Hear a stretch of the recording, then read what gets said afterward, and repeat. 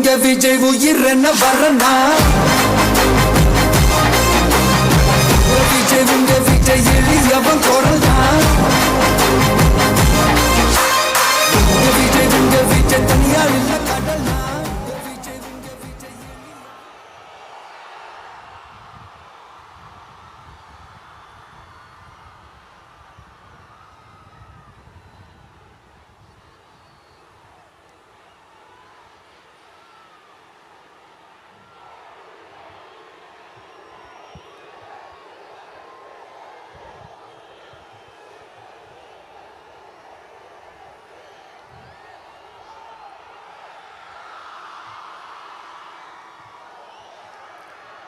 மஞ்சள் மஞ்சள் பொதுவா நல்ல காரியங்கள் ஸ்டார்ட் பண்றதுக்கு முன்னாடி இந்த மஞ்சள் எடுத்து வச்சு தான் ஸ்டார்ட் பண்ணுவாங்க. நம்ம வீட்டில் கூட நம்ம அம்மா அக்கா தங்கைகள் நமக்காக நாம நல்லா இருக்கணும்ன்றதுக்காக மஞ்சள் புடவை கட்டிக்கிட்டு தான் வேண்டிக்குவாங்க. அப்படி அந்த மஞ்சள்னாலே ஒரு தனி வைப்பு தாங்க. நம்ம கொடியில கூட அந்த வைப்ரண்டான அந்த எனர்ஜெட்டிக்கான அந்த மஞ்சள் இருக்குமே, அந்த மாதிரி மங்களகரமான மஞ்சள் விளையிற பூமி தான் இந்த ஈரோடு பூமி. இங்க வந்து மஞ்சளை பத்தி பேசாம வேற எங்க போய் பேசுறது? அது மட்டும் இல்ல, இங்க ஒரு மகத்தான ஒரு மனிதரை பத்தி நம்ம பேசியே ஆகணும். இந்த ஈரோடு மண் விவசாயத்துக்கும் பேர் போன மண். இங்க நடக்கிற அந்த விவசாயத்துக்கு மிக முக்கியமான ஒரு கவசமா இருக்கிறது என்ன தெரியுமா? காலிங்கராயன் அணை, காலிங்கராயன் கால்வாய். காலிங்கராயன் அணை கட்டினதுலையும் கால்வாய் வெட்டினதுலையும் உயிரான உணர்வு பூர்வமான நிறைய விஷயங்கள் இருக்குது. அப்படி அந்த ப்ராசஸ்ல அவர் அந்த அணை கட்டும் போதும் கால்வாய் வெட்டும் போதும் ரொம்ப சோர்வடைஞ்சிட்டாராம். அப்ப அவங்க அம்மா அதை பார்த்துட்டு சொன்னாங்களாம், மகனே காளிங்கா, தயிர் வித்த காசு தாழ்வாரம் வரைக்கும் இருக்குது, மோர் வித்த காசு முகுட வரைக்கும் இருக்குது, அதை எடுத்துக்கிட்டு போய் அணைய கட்டியா கால்வாய வெட்டியான்னு சொல்லி தைரியம் கொடுத்தாங்களாம். பெத்த அம்மா கொடுக்கிற அந்த தைரியம் இருக்கு பாருங்க, அதை தாண்டி வேற எதுவுமே கிடையாதுங்க. ஒரு மனுஷனால எதையும் சாதிச்சு காட்ட முடியும். அப்படி ஒரு தைரியத்தை தான் இப்ப நீங்க என்னுடைய அம்மா அக்கா தங்கைகள் நண்பா நண்பிகள் தோழர்கள் எல்லாரும் எனக்கு கொடுத்திருக்கிறீங்க. அதே தைரியத்தை, அதே துணையா என் கூட நிக்கிறீங்க. இதை எப்படி நம்ம பிரிச்சு விடலாம்? இதை எப்படி நம்ம கெடுக்கலாம்?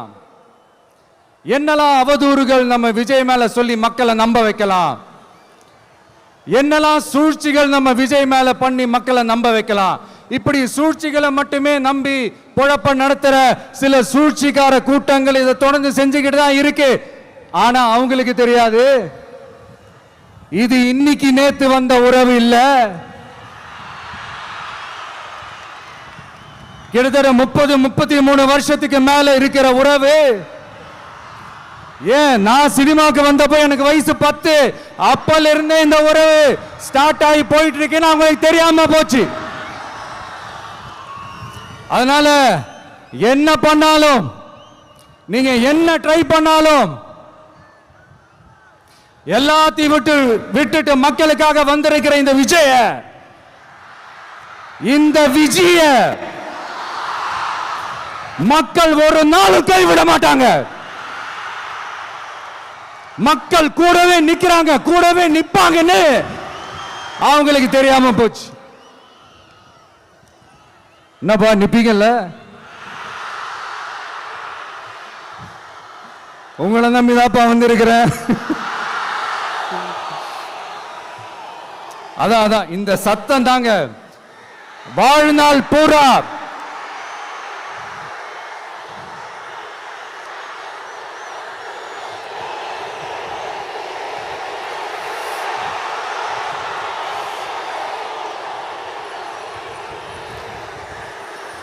வாழ்நாள் பூரா உங்களுக்கு நன்றியோடவே இருப்பேன். இப்போ நம்ம காளிங்கராயன் அவர்கள் அணையை கட்டுறதுக்காக பவானிக்கு போய் பார்க்கும்போது ஒரு இடத்துல ஒரு பாம்பு வந்து உட்கார்ந்துச்சான், படுத்துச்சான். அது படுத்த இடத்துல தான் அவர் அணையை கட்ட ஸ்டார்ட் பண்ணாராம். அப்புறம் அந்த பாம்பு வளைஞ்சி நெளிஞ்சி போற இடத்துலலாம் கால்வாயை வெட்டினார்னு சொல்லி சில வாய்மொழி கதைகள்லாம் சொன்னாங்க. தண்ணியை சேமிச்சு வச்சு குடிக்கிறதுக்கும் விவசாயத்துக்கும். தம்பி கீழே இறங்கு, தம்பி கீழே இறங்குப்பா, ப்ளீஸ் கீழே இறங்குப்பா.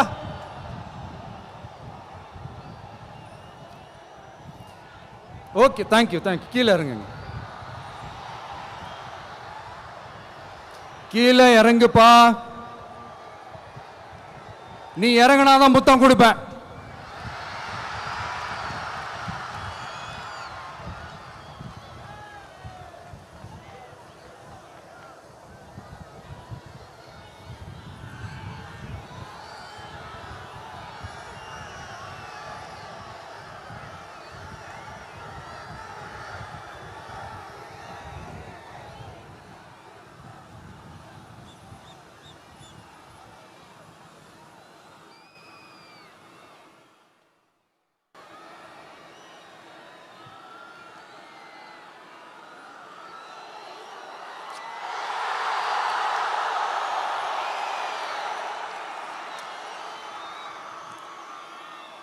இப்படி தண்ணியை சேமிச்சு வச்சு குடிக்கிறதுக்கும் விவசாயத்துக்கும் வழி வகுக்கிறது எவ்வளவு பெரிய ஒரு நல்ல விஷயம். ஸோ இந்த மாதிரி நல்ல விஷயங்கள்லாம் செஞ்சிட்டு கதைகள் சொன்னா பரவாயில்ல, எதுவுமே செய்யாம கதைகளை மட்டும் அடிச்சு விடுறது எப்படி? அத்திக்கடவு அவிநாசி திட்டத்தை இன்னும் விரிவுபடுத்தினா அந்த 3 மாவட்டத்தில் இருக்கிற லட்சக்கணக்கான மக்களுக்கு எவ்வளவு பிரயோஜனமா இருக்கும். எத்தனையோ லட்சம் ஏக்கர் நிலங்கள்ல விவசாயம் நடத்தினா எவ்வளவு பிரயோஜனமா இருக்கும். ஏன் அதெல்லாம் பண்ண மாட்டேன்றீங்க? வள்ளுவர் கோட்டத்துக்கு காட்டுற அக்கறைய இங்க மக்கள் வாழ்வாதாரத்தில் கொஞ்சம் காட்டலாம்ல, ஏன் காட்ட மாட்டேன்றீங்க? இங்க என்ன கவர்மெண்ட் நடத்துறாங்களா இல்ல கண்காட்சி நடத்துறாங்களா? இந்த 21ஆம் நூற்றாண்டிலே மக்களை பத்தி எதுவுமே யோசிக்கிறது இல்ல. ஆனா அந்த காலத்திலேயே இது எல்லாத்தையும் பத்தி யோசிச்ச, மக்களை பத்தி, குடிக்கிற தண்ணியை பத்தி, விவசாயத்தை பத்தி, அணை கட்டுறதை பத்தி, கால்வாய் வெட்டுறதை பத்தி, இதெல்லாம் எங்கிருந்து? பவானியிலிருந்து நொய்யலாறு வரைக்கும் கால்வாய் வெட்டி இது எல்லாத்தையும் பத்தி யோசிச்ச காளிங்கராயன் அவர்களுக்கு கோடி கும்பிடு போட்டாலும் பார்த்தாதுங்க. இப்படி அந்த காலத்தில் இருந்த ஒரு ஹீரோவை பத்தி பேசிட்டு இந்த காலத்தில், அதாவது 1920th செஞ்சுரியில் இருந்த ஒரு ஹீரோவையும் பத்தி நம்ம பேசி ஆகணும்ல. ஒருத்தர் இலகிய மனம் கொண்ட ஹீரோனா இன்னொருத்தர் இரும்பு மாதிரி அயன் மேன் தான். எஸ், நம்ம ஈரோடு கடப்பாறை தான்.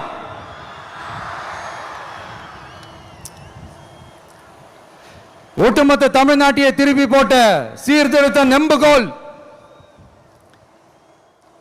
ஈரோடு மாவட்டத்தில் பிறந்த அவர்தான் இந்தியாவுக்கே இடஒதுக்கீடு சம்பந்தமான அரசியல் சட்டத்தை திருத்தறதுக்காக போராட்டம் நடத்தினவர் யாரு? நம்ம தந்தை பெரியாரு. 100 வருஷத்துக்கு முன்னாடியே வகுப்பு வாரி பிரதிநிதித்துவம் வேணும்னு கேட்டவர். அன்னைக்கும் சரி இன்னைக்கும் சரி ஒரு ஆச்சரியத்தோட பார்க்கக்கூடிய ஒரு மனிதர், நம்மளுடைய கொள்கை தலைவர். அப்ப அண்ணாவும் எம்ஜிஆரும் யாரு? பெரியார் அவர்கள் கிட்ட இருந்து எங்களுக்கு தேவையான கொள்கைகளை எடுத்துக்கிட்டோம். அவரை ஃபாலோ பண்ற, அவரை வழிகாட்டி ஏத்துக்கிட்ட அண்ணா அவர்கள் கிட்ட இருந்தோம், எம்ஜிஆர் அவர்கள் கிட்ட இருந்தோம் தேர்தல் அணுகுமுறையை எடுத்துக்கிட்டோம். அண்ணாவும் எம்ஜிஆரும் தமிழ்நாட்டோட சொத்து, அவங்கள பயன்படுத்துறத பத்தி யாரும் இங்க கம்ப்ளைண்ட்லாம் பண்ண முடியாது. அண்ணா எங்களோடது, எம்ஜிஆர் எங்களோடது, நீங்களாம் எடுத்துக்க கூடாது அப்படின்லாம் யாரும் இங்க அழுதுட்டு இருக்க முடியாது, சொல்லிவிட்டேன். அதனால நாங்க ஒரு வழியில அரசியல் செஞ்சுக்கிட்டு போயிட்டு இருக்கிறோம். உங்களுக்கு தான் டிவிக்கே ஒரு பொருட்டே இல்லைல்ல, அப்புறம் ஏன் கதறீங்க? அப்புறம் ஆளாளுக்கு அங்க போயிட்டு இங்க போயிட்டு புலம்பி தள்ளிக்கிட்டு இருக்கிறீங்க. இது எப்படி இருக்கு தெரியுமா? எனக்கு பயம் இல்ல, எனக்கு பயம் இல்ல அப்படின்னு சத்தமா சவுண்ட் விட்டுக்கிட்டே சத்தமா பாட்டு பாடிக்கிட்டு இந்த நடுங்கிக்கிட்டே சின்ன பசங்க நடந்து போவாங்க, அந்த மாதிரி இருக்கு. முதல்ல மண்டையில இருக்கிற கொண்டே மறைங்க சார்.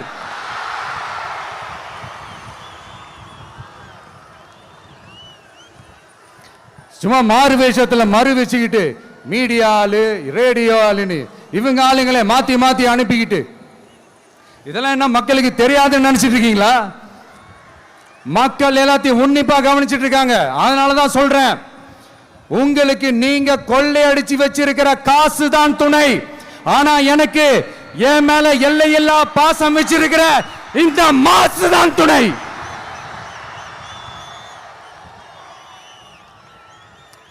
இப்படி நமக்கு துணையா இருக்கிற ஈரோடு மக்களுக்காக நான் இப்போ குரல் கொடுக்கலாம் வந்திருக்கிறேன். சரி, இப்ப விஷயத்துக்கு வருவோம். பெரியார் அவர்கள் கிட்ட இருந்த அந்த செல்வாக்கையும் அந்த பதவிகளையும் அந்த பவரையும் வச்சுக்கிட்டு அவர் என்ன சொன்னார் தெரியுமா? இவ்வளவு செல்வாக்கு, இவ்வளவு பதவிகள், இவ்வளவு பவர் இருந்தோம் நான் ஒரு 5 பைசா காசு சம்பாதிச்சிருப்பேனா? எனக்கோ இல்லை என் குடும்பத்துக்கோ பட்டங்கள் வேணும், பதவி வேணும்னு ஏதாவது கேட்டிருப்பேனா? இல்லை ஏதாவது லாபம் பார்த்துருப்பேனா? இல்லை எதுக்காவது ஆசைப்பட்டிருப்பேனா? ஆனா அவர் பேரை சொல்லிக்கிட்டு, அவருடைய கொள்கையை ஃபாலோ பண்றதா சொல்லிக்கிட்டு இப்ப ஆட்சியில இருக்கிறவங்க என்னெல்லாம் செய்யறாங்கன்னு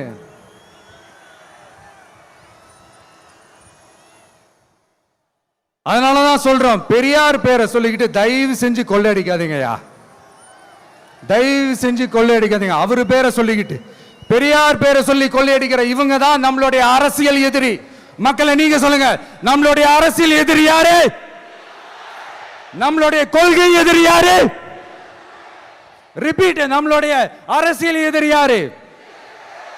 நம்மளுடைய கொள்கை எதிரி யாரு? உங்களுக்கு புரியுது இல்ல? எனக்கு அது போதும்யா, எனக்கு வேற எதுவுமே தேவையில்லை.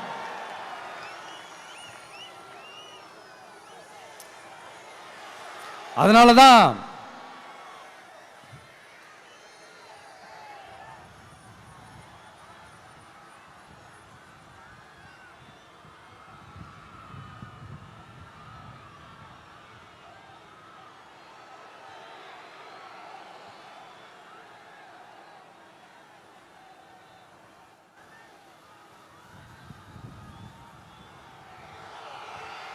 உங்களுக்கு நம்மளை பத்தி, நம்ம அரசியலோட, நீங்க எல்லாரும் என்னோட அரசியலோட கனெக்டடா இருக்கீங்கன்றது ரொம்ப தெளிவா தெரியுது. அதனால எனக்கு அது போதும். அதனாலதான் எதிரிகள் யாருன்னு சொல்லிட்டு களத்துக்கு வந்திருக்கிறோம். அதனால அவங்கள மட்டும் தான் எதிர்ப்போம். அதுவும் அந்த எதிரிகள் யாரு இப்போ இங்க 2026 சட்டமன்ற தேர்தலில் களத்தில் இருக்கிறாங்களோ அவங்கள மட்டும் தான் எதிர்ப்போம். சும்மா களத்திலே இல்லாதவங்களையும், களத்துக்கும் அவங்களுக்கும் சம்பந்தமே இல்லாதவங்களையும் எதிர்க்கிற ஐடியாலாம் இல்ல பாஸ். நீங்க கேட்கிறீங்கன்றதுக்காகலாம் எதிர்த்துட்டு இருக்க முடியாது பாஸ். எங்களுக்கு நிறைய வேலை இருக்குது.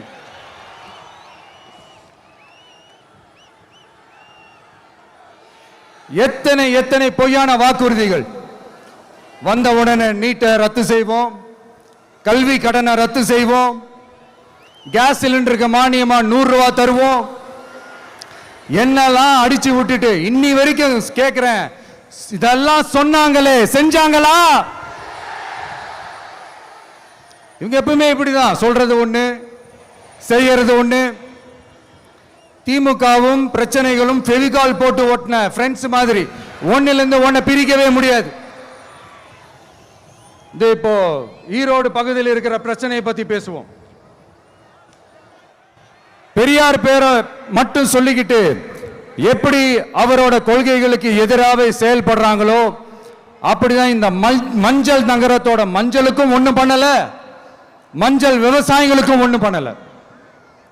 ஆராய்ச்சி மையம், சிறப்பு மையம்னு கோடி கோடியா டெண்டர் விட்டாங்க, பேருக்கு கட்டிடத்தை கட்டினாங்க.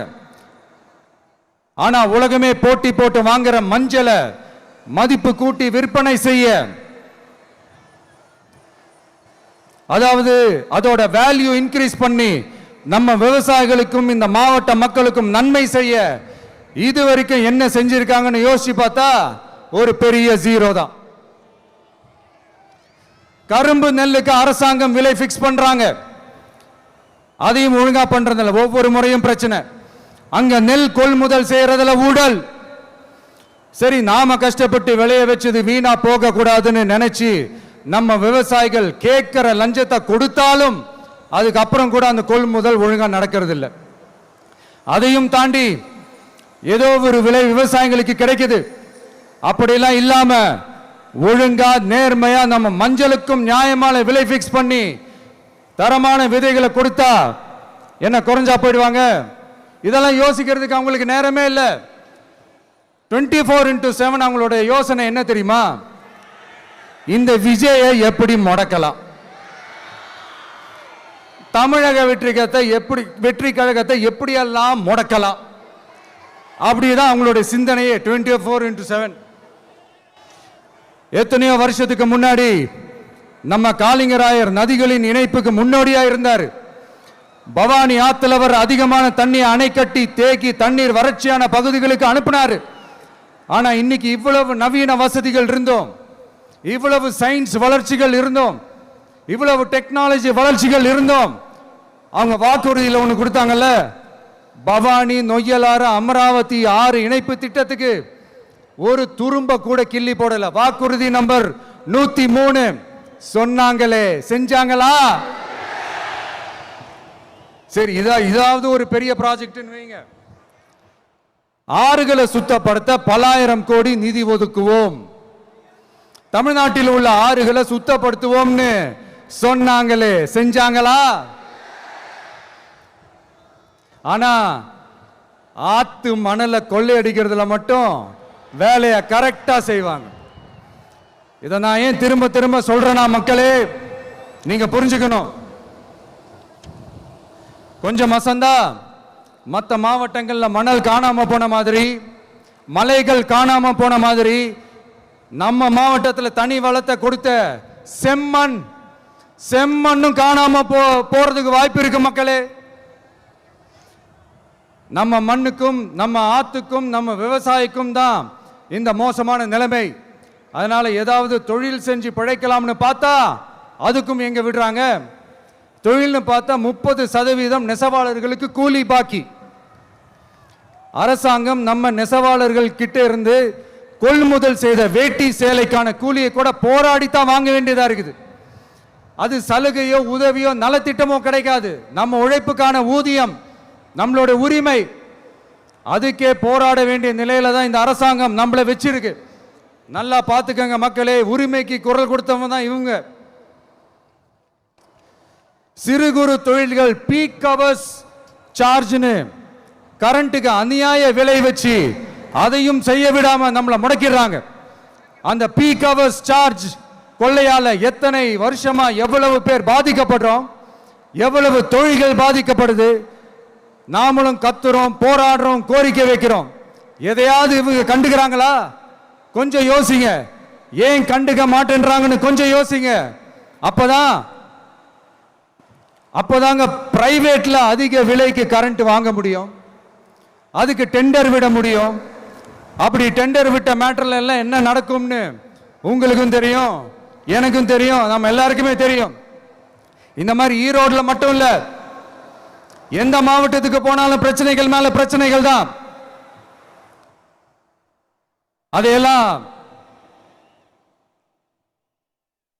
அதையெல்லாம் தீக்கிறதுக்கு ஒரு சொல்யூஷன் கூட சொல்லாம இதுல வேற பெருமையா மாடல் அரசு மாடல் அரசுங்கிறது.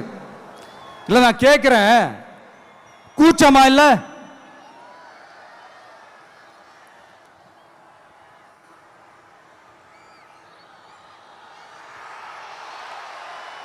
இதெல்லாம் கேட்டா அப்படியே நம்ம பக்கம் யூட்டர்ன் அடிச்சு வந்துருவாங்க.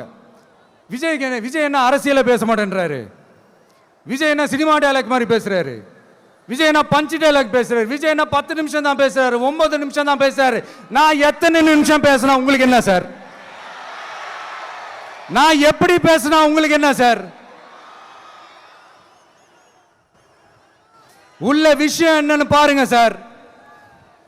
ஒவ்வொரு மாவட்டத்துக்கும் போய் மக்கள் ஃபேஸ் பண்ற பிரச்சனைகளை எடுத்து பேசிட்டு இருக்கிறேன். பின்ன அது அரசியல் இல்லாம வேற எதுதான் அரசியல்? உங்களை மாதிரி தனிப்பட்ட முறையில் தரக்குறைவா அசிங்கமா பேசுறதுதான் அரசியல்னா அந்த அரசியல் நமக்கு வராது. வராதுன்னா நல்லாவே வரும். உங்களை விட எனக்கு அது நல்லாவே வரும். வேணான்னு விட்டு வச்சிருக்கிறோம். அப்புறம் உங்களுக்கு நமக்கு என்ன வித்தியாசம்? காஞ்சிபுரத்தில் நாம பேசும்போது இந்த மாதிரி உங்களால் அமைக்கப்பட போற ஆட்சியில் நம்ம ஆட்சிக்கு வந்த உடனே என்னெல்லாம் செய்ய போறோன்றது சிலது சொன்னோம். அதையெல்லாம் தப்பா புரிஞ்சுக்கிட்டு இப்போ சொல்றேன், விளக்கமா சொல்றேன், நான் சலுகைகளுக்கு எதிரானவன் கிடையாது. மக்களுக்கான சலுகைகளை இலவசம்னு சொல்லி அசிங்கப்படுத்துறதுல எனக்கு உடன்பாடு கிடையாது. மக்கள் காசுல மக்களுக்கு செய்யறதை எப்படி இலவசம்னு சொல்லுவீங்க? அப்படியே செஞ்சிட்டாலும் ஓசில போறேன்னு சொல்லி அசிங்கப்படுத்துறீங்க. என்ன கேட்கறதுக்கு ஆள் இல்லைன்னு நினைச்சீங்களா? மக்களுக்கு ஒண்ணுன்னா இந்த விஜய் வந்து நிப்பா, இந்த விஜய் வந்து கேள்வி கேட்பா. இந்த விஜய் எப்பவுமே மக்கள் பக்கம் தான், அதே மாதிரி மக்களும் என் பக்கம் தான். என் மக்கள் மானத்தோட மரியாதையோட கௌரவத்தோட வாழணும். என் மக்கள் யாருக்கும் கீழே கிடையாது. அப்படி அவங்க கௌரவத்தோட வாழணும்னா அவங்களுக்கான வாழ்க்கை தரம் உயரணும். வாழ்க்கை தரம் உயரணும்னா அவங்களோட வாழ்வாதாரம் உயரணும். வாழ்வாதாரம் உயர்ந்தாதான் பொருளாதாரம் உயரும். பொருளாதாரம் உயர்ந்தாதான் வசதி வாய்ப்புகள் உயரும். இதெல்லாம் உயர்ந்தாலே ஆட்டோமேட்டிக்கா அவங்களோட வாழ்க்கை தரம், அவங்களுக்கான மரியாதை, அவங்களுக்கான கௌரவம் எல்லாமே உயரும். இதுக்கான வழிகள், அந்த சூழல்களை அந்த கவர்மெண்ட் அமைச்சு கொடுக்கணும். இதுக்கான அந்த திட்டங்களை செயல்படுத்தணும். இதெல்லாம் செஞ்சாதான் அந்த அரசாங்கம் ஒரு நல்ல அரசாங்கம். இதைத்தான் சொன்னோம்.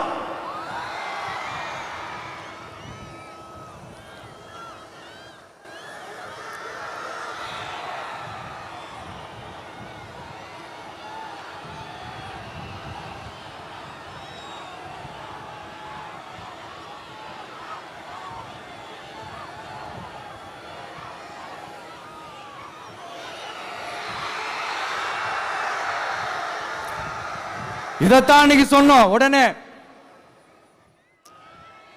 சொன்னா மட்டும் போதுமா? எப்படி செயல்படுத்துவீங்க? நாங்க என்ன வாயிலே வடை சுடுறதுக்கு டிஎம்கேவா? டிவிகேடா?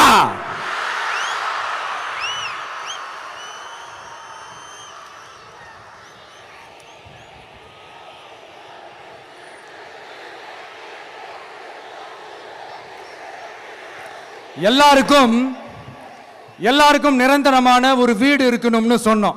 உடனே எங்க ஆட்சியிலே நாங்க எல்லாரும் வீடு கட்டி கொடுத்துட்டோமே அப்படிங்கிறது இல்ல. நான் கேட்கிறேன், இங்க உங்களை தான் கேட்கிறேன், இங்க வாடகைக்கு இருக்கிறவங்களே இங்க யாரும் இல்லையா? எல்லாருக்கும் சொந்தமா வீடு கட்டி கொடுத்துட்டாங்களா? அடுத்து வீட்டில் இருக்கிற ஒவ்வொருத்தரும் மினிமம் டிகிரி படிச்சிருக்கணும் அப்படின்னு சொன்னோம். உடனே எங்க ஆட்சியிலே எல்லாரும் டிகிரி படிச்சு முடிச்சிட்டாங்களே அப்படிங்கிற மாதிரி சொல்றது அது உண்மைனா? ஸ்கூல் லெவல்லையே டிராப் அவுட்ஸ் அதிகமானது யாரோட ஆட்சியிலங்க?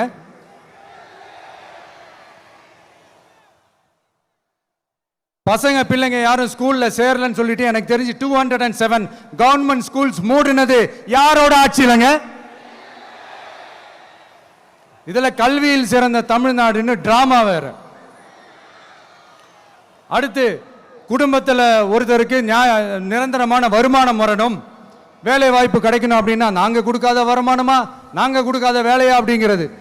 எத்தனையோ லட்சம் காலி பணியிடங்கள் நிரப்புவோம்னு வாக்குறுதி கொடுத்துட்டு ஆட்சிக்கு வந்தீங்களே, எத்தனை லட்சம் காலி பணியிடங்களை நிரப்புனீங்க? அட்லீஸ்ட் 1 லட்சம் காலி பணியிடங்களாவது நிரப்புனீங்களா? இதெல்லாம் சொல்லிட்டு மக்களை ஏமாத்துறது யாரோட ஆட்சியிலங்க? அடுத்து ரொம்ப முக்கியமா, பெண்களுக்கு பாதுகாப்பு இல்ல, சட்டம் ஒழுங்கு சரியா இல்லைன்னு சொன்னா தமிழ்நாட்டில் பெண்கள் பாதுகாப்பு தான் அதிகமா இருக்குதான். நீங்க சொல்லுங்க மக்களே, பெண்கள் பாதுகாப்பு இருக்கு? சட்டம் ஒழுங்கு சரியா இருக்கு? அவங்க சொல்றது உண்மையா? அவங்க சொல்றதை நீங்க ஏத்துக்கிறீங்களா? சத்தமா கேக்குதா சார்? இதுதான் ரியாலிட்டி, இதுதான் நிஜம். நம்மளுடைய ஆட்சியில சட்டம் ஒழுங்குல சமரசமே இருக்காது. அதனாலதான் இவ்வளவு ஸ்ட்ராங்கா சொல்றோம், தைரியமா இருங்க மக்களே. இந்த மாதிரி விஷயங்கள்லாம் நம்ம மக்கள் கிட்ட எடுத்து சொன்னா உடனே இந்த இது எடுத்துட்டு வந்துருவாங்க.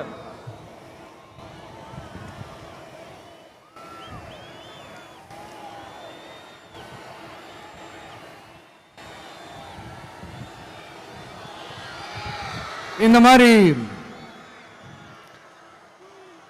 இதெல்லாம் என்னென்ன செய்ய போறோன்றது சிலதெல்லாம் காஞ்சிபுரத்தில் சொன்ன மாதிரி சொன்னா எல்லாத்தையும் தப்பா திருச்சி பேசிக்கிட்டு அவதூறு பரப்பிக்கிட்டு. நான் கூட யோசிப்பேன், எம்ஜிஆர் அவர்களும் மேடம் ஜெயலலிதா மேடம் அவங்களும் ஒரே வார்த்தையில சொல்லி இந்த திமுகவை காலி பண்ணாங்கல்ல. நான் கூட யோசிப்பேன், ஏன் இவ்வளவு ஹார்ஷா பேசுறாங்க, ஏன் இவ்வளவு ஹார்ஷா அவங்கள திட்டுறாங்கன்னு யோசிச்சது உண்டு. இப்பதானே புரியுது. அவங்க 2 பேரும் சொன்னதை இப்ப நானும் ரிப்பீட் பண்றேன். திமுக ஒரு தீய சக்தி, திமுக ஒரு தீய சக்தி, திமுக ஒரு தீய சக்தி, திமுக ஒரு தீய சக்தி, தீய சக்தி, தீய சக்தி, தீய சக்தி. என் நெஞ்சில் குடியிருக்கும் ஈரோடு மக்களே,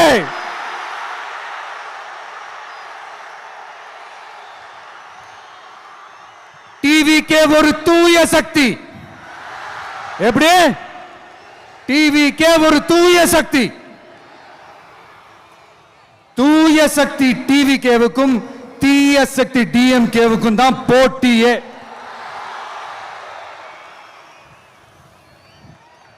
என்ன முடக்கலாம்னு நினைக்கிறீங்க, ஆனா இந்த சத்தத்தை ஒரு நாள் உங்களால முடக்க முடியாது. மக்கள் விரோத திமுக அரசை வீழ்த்த மக்கள் சக்தியான நம்மளால மட்டும்தான் முடியும். அண்ணன் செங்கோட்டையன் அண்ணன் அவர்கள் நம்ம கூட வந்து சேர்ந்தது நமக்கு ஒரு மிகப்பெரிய ஒரு பலம். அந்த மாதிரி செங்கோட்டையன் அண்ணன் அவர்கள் மாதிரி இன்னும் நிறைய பேர் வந்து சேர இருக்கிறாங்க. அவங்க எல்லாருக்குமே அந்த உரிய அங்கீகாரத்தை கொடுப்போம். அது மட்டும் இல்ல, அப்புறம் இன்னொரு விஷயம் சொல்ல மறந்துட்டேன். இப்போ ரீசண்டா ஒரு இடத்துல நம்ம சிஎம் சார் அவர்கள் பேசும்போது சொன்னாங்க, என் கேரக்டரையே புரிஞ்சுக்க மாட்டேங்கிறேன். இது சினிமா டயலாக் இல்லையா? நான் ஏதாவது பேசினா சினிமா டயலாகா? சார் பேசினா அது சினிமா டயலாக் இல்லையா? சிலப்பதிகாரத்திலிருந்து எடுத்ததா அந்த லைன். என் கேரக்டரையே புரிஞ்சிக்க மாட்டேன்றது. உங்களை எப்படி தான் சார் புரிஞ்சுக்கிறது? எந்தெந்த விஷயத்துலலாம் சார் உங்க கேரக்டர் நாங்க புரிஞ்சுக்கிறது? அதையும் நீங்களே சொல்லிட்டீங்கன்னா கொஞ்சம் நல்லா இருக்கும் சார். சட்டம் ஒழுங்குல நாடே சந்தி சிரிக்குது, அதுலையா? பெண்கள் பாதுகாப்புல நாடே சந்தி சிரிக்குது, அதுலையா? பொய் வாக்குறுதிகளா கொடுத்து ஏமாத்தி ஆட்சிக்கு வந்தீங்களே, அதுலையா? எதுல தான் சார் உங்க கேரக்டர் நாங்க புரிஞ்சுக்கிறது? ஆனா ஒண்ணு, தமிழ்நாட்டில் ஆட்சி செய்யற நீங்களும் சரி, ஒன்றியத்தில் ஆட்சி செய்யறவங்களும் சரி, நீங்க 2 பேரும் முதல்ல என்னோட கேரக்டரை புரிஞ்சுக்கணும் சார். என்னோட கேரக்டர்னு சொன்னது நம்ம மக்களோட கேரக்டரை. 2026 சட்டமன்ற தேர்தலோட அந்த கேரக்டரே கொஞ்சம் வேற மாதிரி சார். அதை கொஞ்சம் தயவு செஞ்சு நீங்க புரிஞ்சுக்கணும் சார். புரிஞ்சுக்கலன்னா மக்களே உங்களுக்கு புரிய வைப்பாங்க சார். கான்பிடண்டா இருங்க சார், நல்லதே நடக்கும் சார். வெற்றி நிச்சயம் சார். மீண்டும் சந்திக்கும் வரை நன்றி, வணக்கங்க சார். நண்பா, நண்பிகள், இங்க எல்லாம் பார்த்தோம், எல்லாம் நல்லபடியா நடந்தது. சேஃபா வந்துட்டு சேஃபா வீட்டுக்கு போயிடுங்க. எனக்கு எல்லாத்தையும் விட நீங்க தான் எனக்கு முக்கியம். தயவு செஞ்சு சேஃப்டியா போயிட்டு வாங்க. ஒரு ஈரோடு செல்ஃபி ஒன்று எடுப்போமா?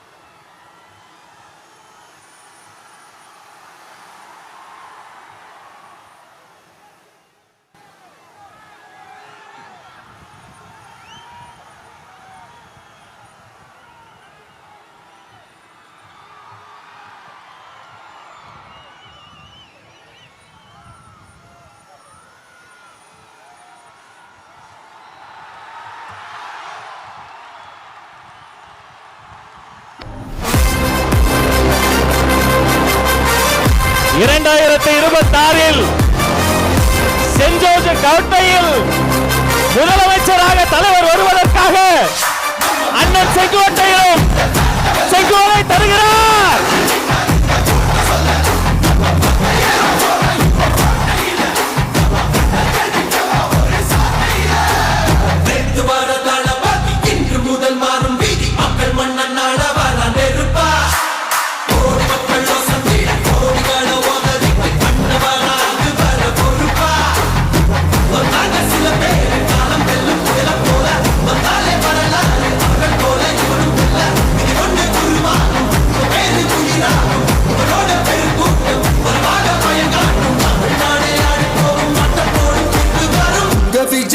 விஜய் உயிரென வரனா,